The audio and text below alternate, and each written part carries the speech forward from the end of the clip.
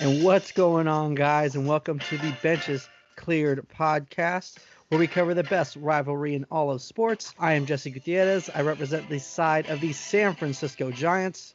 And I'm Tyler Cohen. I represent the Los Angeles Dodgers. That's right, guys. And I don't even know if it's even a point to point out how long we've been without baseball, but I'm gonna do it anyways. Okay, we're 47 days without baseball, and it's been 32 days since it was supposed to be opening day. I'm still holding out hope that there's gonna be baseball this year. I just saw something that New Zealand is completely free of coronavirus, so that makes me feel I don't know about hopeful. the sources on that. The thing is when you read something that you want to hear, you don't check facts, Tyler. You Yeah, accept right. it and you fucking move on. Okay? Right. I heard New Zealand's free of it, so I'm accepting it. It's true as you and I are sitting here right now. That's how I feel. And we're gonna get baseball this year. Like we've been saying, no fans, but I'm still hopeful. I'm guessing around June or July. So I don't know. We'll find out. I heard they wanna have a plan in place within the next couple weeks, sometime That's in May. right. Yes, They yes, want I did see a tweet about that. to set the plan in stone, so that Yeah. would be nice. You know, I'm rooting for baseball. I'm just trying It's to just be the way you realistic in my are. own head. I know. Well, that's the It's thing the is way you are. You're low every single time expectation. I could give you like, hey, I made you a birthday cake. Look, and you'd be like, but is it an ice cream cake? Like that's how I feel like you are. No, I would say you're not even going to get me a cake. So that way, Why? when you do, I'll be happy. How do you not want a cake? Well, I want baseball, but I'm just preparing myself for the worst. Okay, whatever, Tyler. You should get cake.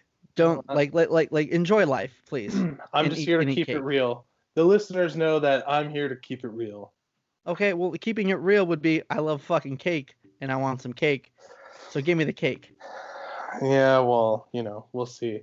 I'll tell you what is real What's real? is Rob Manfred blowing another investigation. That's what's real. That is Oh, emphatically true. I mean, no one can even deny that. He the investigation, the results came back, and it's just another bullshit. I think they botched this one as well. Definitely not as bad as the Astros because that was just, I mean, that was a nightmare. They didn't do anything. And this one I feel like wasn't as severe, but I feel like the no, punishment. it's not even in the same ball game. I feel like I No, feel not at all. like yeah, that's what I'm saying. That's why I don't get why Dodger fans are so freaking like crazy about the including yourself. Why you're so crazy about the punishment? Because I mean, yeah, they illegally used the replay room, and I get it. I just don't understand what you thought the punishment would be for an illegal use of the playout. They weren't translating signs in game like the Astros were. No, So but I mean, my issue is it's still cheating. It's not cheating. they were trying to get the sequences before the game. How is that not cheating? That's what a lot of teams do that. Then everyone's cheating. Try to pick up sequences? Everyone tries to figure like that's just Yeah. doing your homework. Pre-game? Yeah, right before the game, trying to figure out what the guy. Yeah, that's what the people are watching on iPads and shit. Like I think what my understanding of it is, they illegally used the the replay room. So basically, they had better cameras than everybody else. That's my understanding of it. So, and yes, you need to be punished for that. I think they did use the intern as a scapegoat a little bit. Clearly. Yeah, like I mean, someone had to be involved a little bit more than they're saying, or at least they got away with it. Maybe that's why the investigation was taking so long, because they were just being a wolf of Wall Street and were able to. Everyone was on the same page and was deny. I guess I don't know, but a second round pick for using a better camera than everyone else, I find that sufficient, and I honestly don't see the problem I really have is people who think it's even close to what the Astros did. No, it's not even in the same realm. Yeah, and we did a poll asking you guys what you guys thought of it, and so what do you guys think about what the Red Sox did? Is it 9% said no big deal, and actually I wouldn't go there. It's 25% said it was wrong, but and that's how I feel. Like it was wrong, and they should have got a little bit of a punishment, but like it didn't change any outcomes of any game. I don't believe. Yeah, I don't think so either. Yeah, and like especially in that World Series, like not 100% not talking shit, because I'll admit, like for sure, like there's no way that the Astros, cheating like that didn't give them an edge at least one game. So yeah, Dodgers would have won that World Series, okay? For sure. But y'all got your like fucking spanked. No, and that's something that's something I want to definitely make clear. I don't represent the Dodger fan base. No, you do. No, we do here. We're the okay. You're best. right. Let's come on. Act like you've been there before, Tyler. The official word of the Dodgers here. No, the Red Sox were a better team. I mean, I don't think this factored into anything, really. We got our asses handed to us more or less fair and square, and we lost that World Series. Mm-hmm. So that's why, I'm not making a huge deal about it. In a sense, I mean, yeah, it is a huge deal, but not even close to the Astros. I don't feel like anything was stolen from us. Yeah, and that's why I don't get with the rest of the poll. The next one was almost as bad as the Astros with 31%. Like, bro, it's not even in the same ballpark.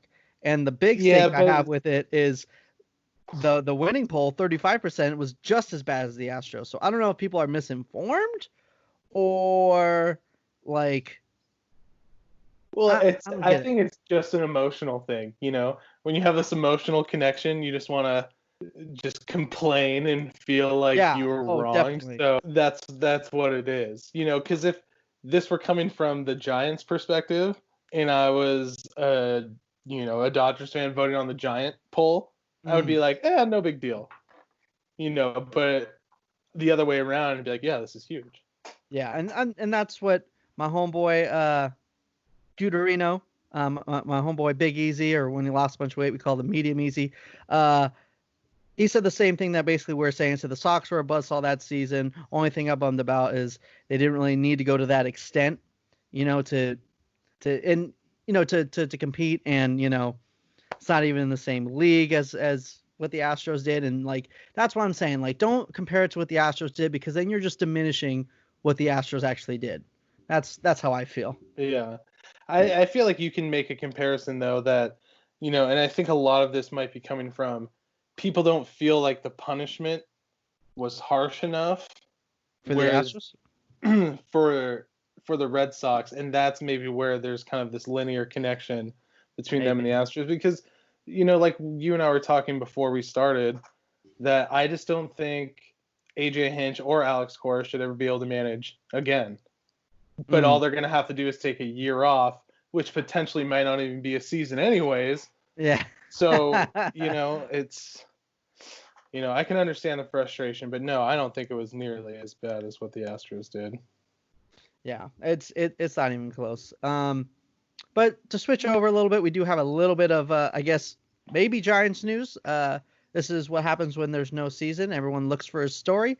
A tweet came out talking about Puig and how he is signing with the Giants. It's a done deal. They're just waiting to see if, what the season's going to look like. I don't know, just to figure out how much they're going to pay him or what the deal is. I'm not sure how true it is, if it's just, Twitter gossip. I mean, Andrew Baggerly talked to Farhan Zaidi, and Farhan Zaidi said, "We're not having any conversations, internal or external, about player transactions at this point."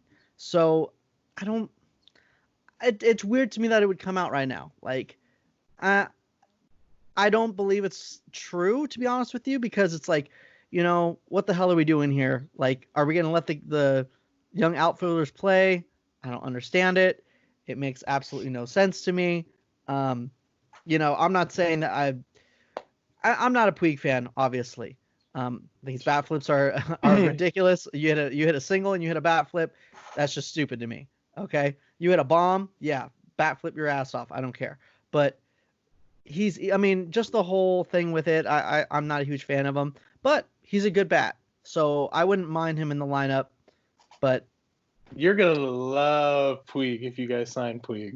yeah, a new uniform changes your opinion on a guy. Yeah, You know? of course.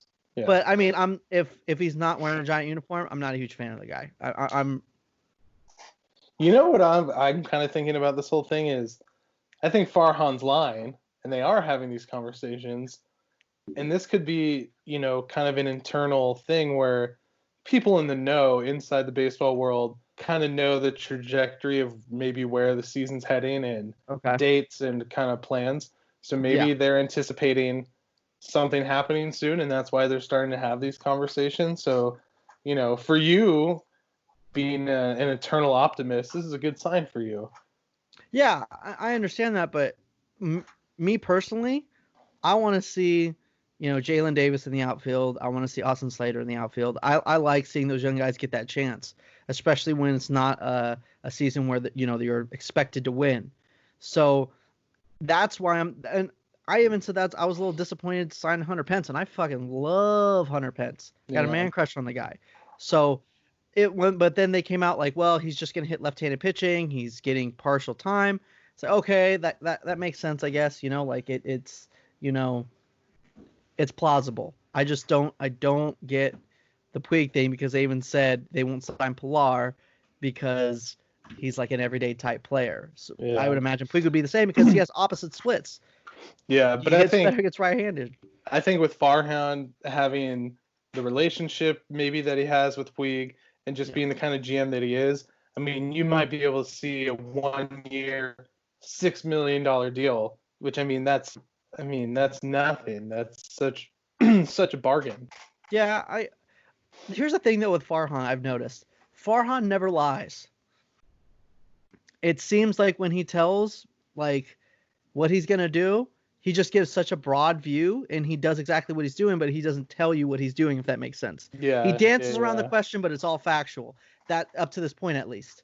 You know what I mean? Because they could sign him tomorrow, and obviously he was lying. But like even at the trade deadline, he like they were asking him, "Hey, are you trading Bumgarner? Are you doing this?" And he was always, the beat around the bush of, "Oh, we want to build. We don't want to take away from what's going on, and we also want to compete because both just last season." And they tried. They didn't. They did exactly what he said. They didn't sell the farm. They got a couple of long shots to see if anything worked out, and it didn't. And the rest of the team kind of fell, so they didn't make it. And they added. Yeah. So I don't know. It seems like he does what he says. He just doesn't tell you exactly what he's doing. Right. It gives him that flexibility.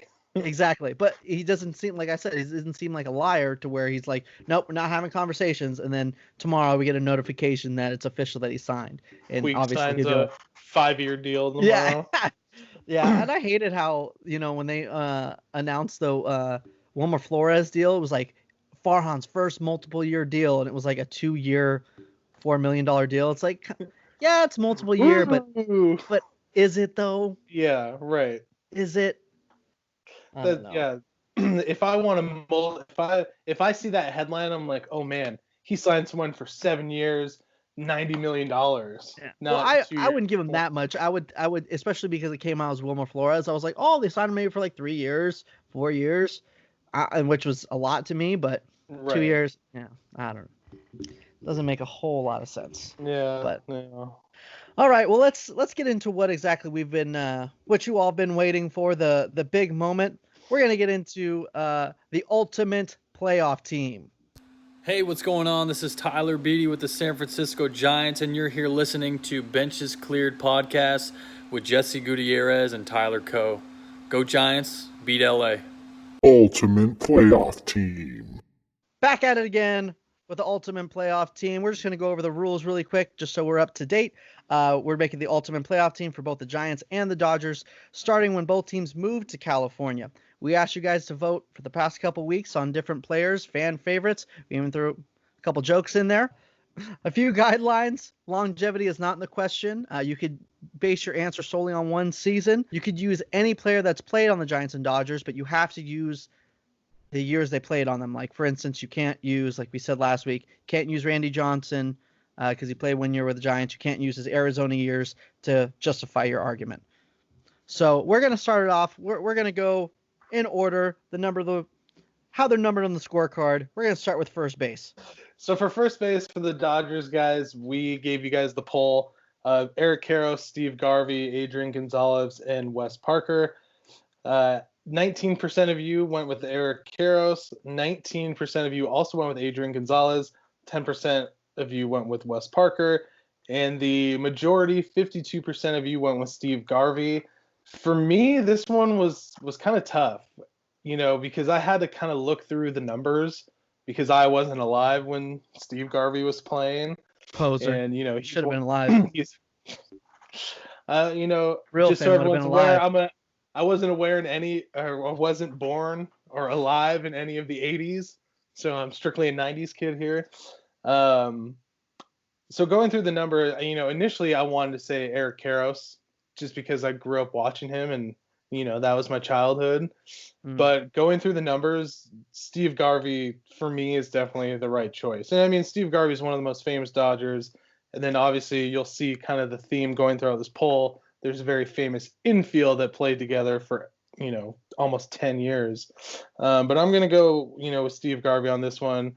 Defensively, with the bat, I mean, it's just the overall good choice over anyone else. Yeah, so far, I don't think we've had any. I know I haven't. I can't remember if you have had any disagreements with the polls so far. No, but you will see one from me. Okay. Short. Okay. I mean, yeah, I had a disagreement with how something was voted, that Hunter Pence thing, but other than that, I mean, no matter what, Bobby Bonds is who won it anyways. Yeah, so shout out to the listeners here, they seem to know their stuff.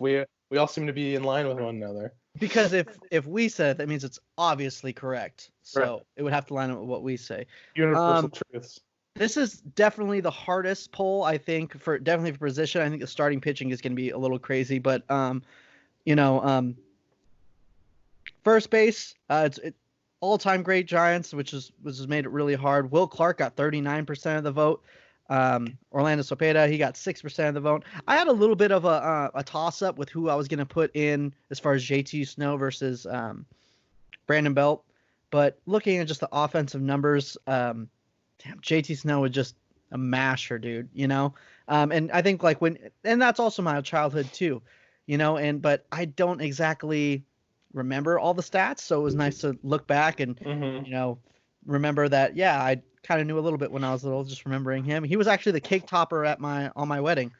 My wife had a Piazza little Day of the Dead cake topper, and then I had a JT Snow because I was a Kent Snow Bonds guy, and it was like Kent ended his career with the Dodgers, so I couldn't do that. I was gonna, if I did Barry, and he's a racist.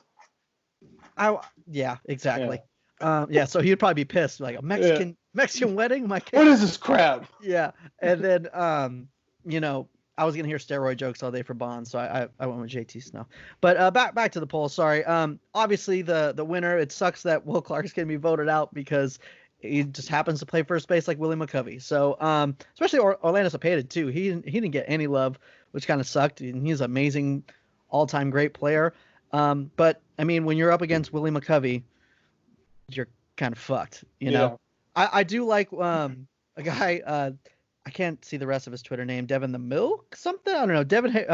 Devin Harrington said no huff ? But we obviously wanted to give Will Clark and Willie McCovey a shot. I mean, the cheat code of Aubrey Huff.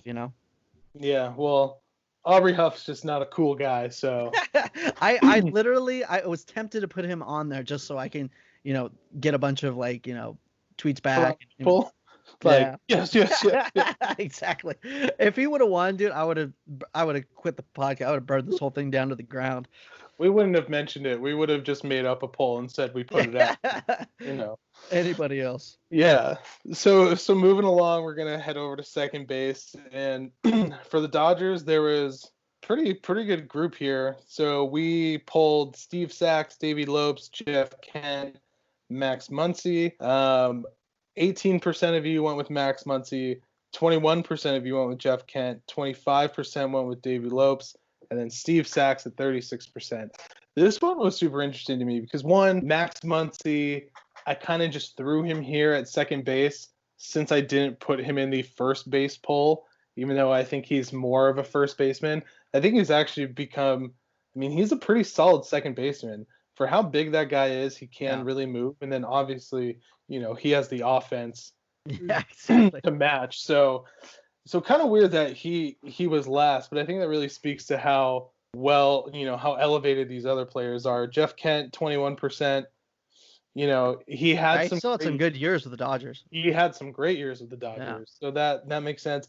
But then, you know, with Davey Lopes being a part of that infield that was together for so long, you know, I feel like people were going to go with Davey Lopes over Steve Sax, but Steve Sax just had the numbers. Yeah. So I'm also going to go with Steve Sax. I mean, Steve Sax had some great years in LA. So, you know, I think the poll got it right again.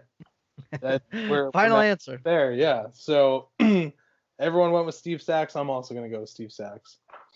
All right. Yeah, we'll switch it over, rolling on to keep the second poll going. For us, it was Robbie Thompson got 12% of the vote. Freddie Sanchez got 12% of the vote. He was awesome. He just got hurt all the time. But, you know, my guy Ray Durham got 12% of the vote.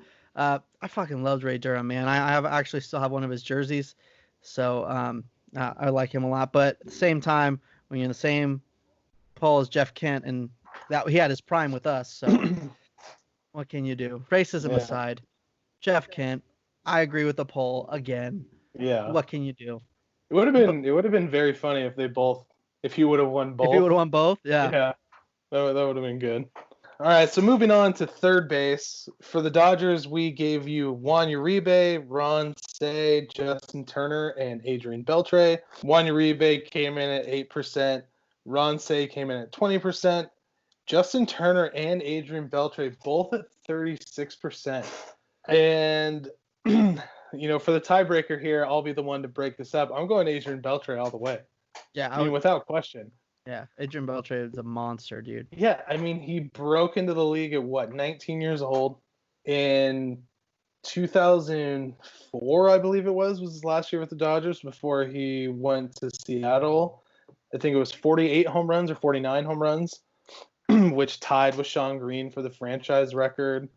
So, I mean, Adrian Beltre can mash, and his glove is unbelievable. And, I mean, don't get me wrong, Justin Turner can mash, and his glove is great too, but it's not to that level of Adrian Beltre. I'd pick Beltre as well too. Yeah, and especially when you're working with a tie, I start taking in things like longevity, and I mean, Adrian Beltre, 3,000 hits. You know, he had a 20-year career, so I'm going to Adrian Beltre for sure. Yeah, I hear you. Switch it over to the hot corner for the Giants side. I threw a little curveball in because I don't know. Fuck it. Why not? I put Casey McGee in there. Got 2% of the vote. What's it called? We got Jimmy Ray Hart got 3% of the vote, which he was a really good player when you look at the numbers. It was nice looking back at his stuff. But I think just fan favorite just got way too much in the way. Everyone wanted, you know, either Matt Williams, who was second, 41%. And I feel like they were really close in, you know, caliber players, but in my head, this is the ultimate playoff team, right? Playoff. So in my head too, I have to take into account how good Panda is in the playoffs. So I went with Panda as well. He won the popular vote as well, 54%.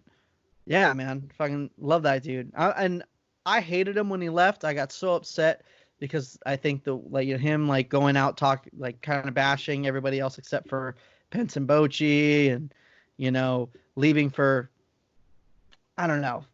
I guess it ended up being like a little bit more money, but you know, I wasn't a fan of the way he left. Maybe I was just being butthurt and being you know, my heart was too much in it, but yeah, of course. And then when they were talking about bringing him back, I was like, why, dude? There's no reason to bring him back, but.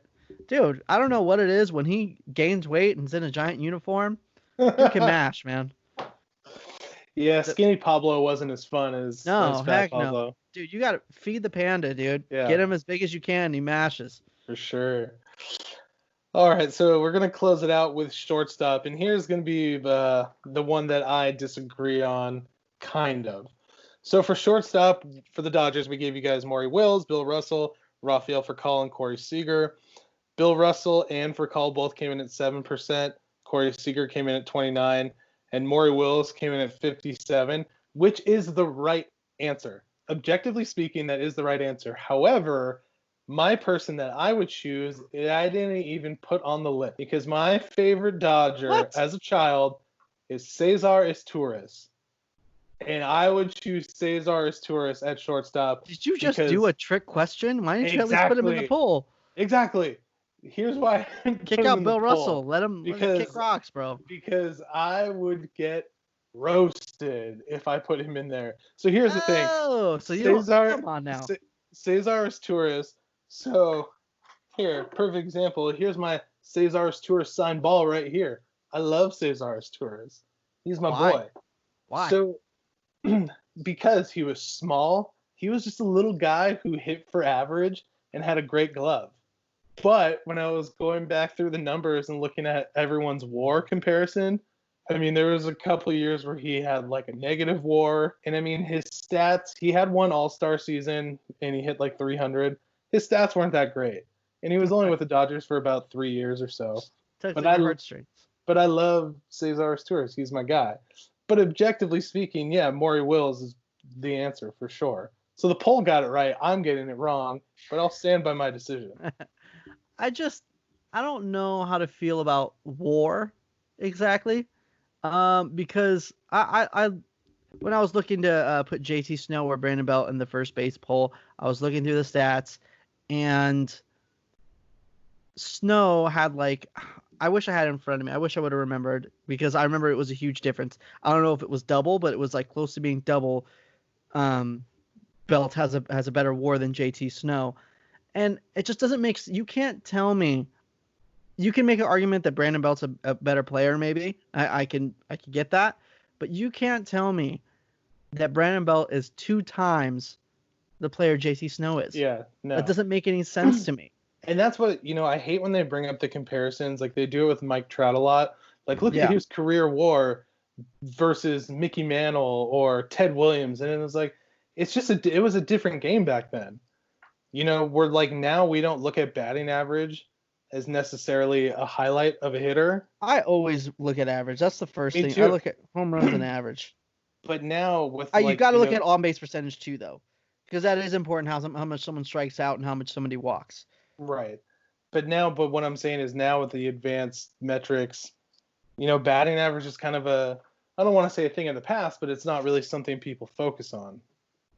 So I feel like WAR is now this new gold standard, which I don't necessarily agree with. I think it's a good stat. It's a good measurable to have, but there's other things that need to be taken into account. And that's the thing, though, because people look at it to measure offense and defense, but JT Snow wasn't a masher who they just put in first because he can't play any other position. He was a good fielding first baseman. Yeah. And I just looked it up just to confirm what I was saying. Yeah, JT Snow over 16 seasons has an 11 WAR, and Brandon Belt over 9 seasons, because it's an accumulative. I can't even say the word. Cumulative. There we go. Thank you. I'm gonna dub what you say, and it's gonna look like like when you're watching like a movie on regular cable, and they say a cuss word, and they just like, you turd, and it's just way off. But yeah, and you can't tell me that Brandon Belt over 9 seasons, 23 WAR. You're saying he's more than double the player he was. It just that's where you lose credibility, in my opinion. Yeah, for sure. So I agree. That's just my little tip to go with your poll. But back to the Giants side, looking at shortstop. Offense, defense. I'm not sure exactly where.